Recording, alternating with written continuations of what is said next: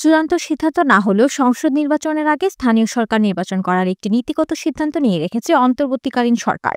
BNP ছাড়া বাকি অন্য দলগুলো সংসদ নির্বাচনের আগে স্থানীয় সরকার নির্বাচন করার পক্ষে মত দিচ্ছে। তবে সরকার বিএনপির মতকে গুরুত্ব না দিয়ে স্থানীয় সরকার নির্বাচন করার চেষ্টা করবে বলে একাধিক সূত্র জানায়। বিভিন্ন সূত্র মতে চলতি বছরের জুন জুলাই মাস থেকে স্থানীয় সরকার নির্বাচনগুলো ধাপে ধাপে অনুষ্ঠিত হবে। সেই হিসেবে জুন জুলাই মাসে কুমিল্লায় সর্বপ্রথম সিটি কর্পোরেশন নির্বাচন অনুষ্ঠিত হওয়ার সম্ভাবনা রয়েছে।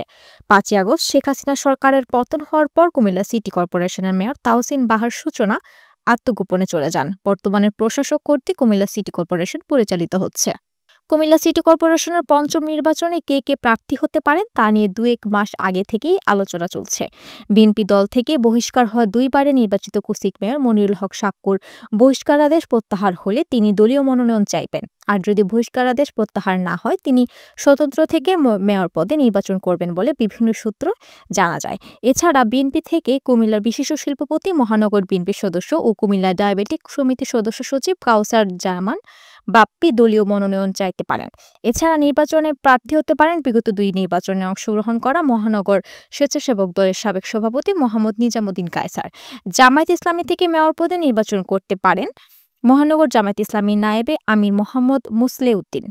এদিকে আওয়ামী লীগ দলগতভাবে নির্বাচন করবে কিনা তা নিশ্চিত নয়। তবে স্বতন্ত্র প্রার্থী হিসেবে কেউ করবে কিনা তাও এই মুহূর্তে আলোচনায় নেই।